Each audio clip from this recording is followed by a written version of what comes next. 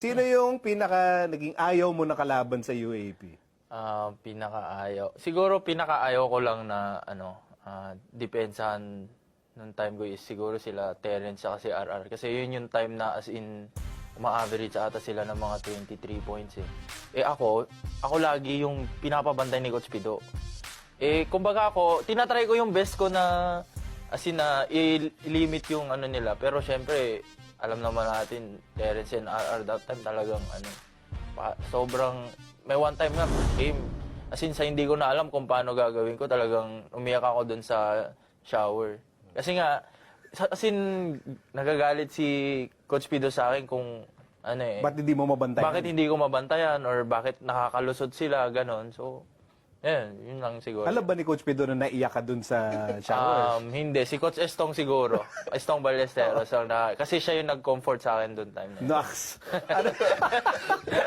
Crying shoulder.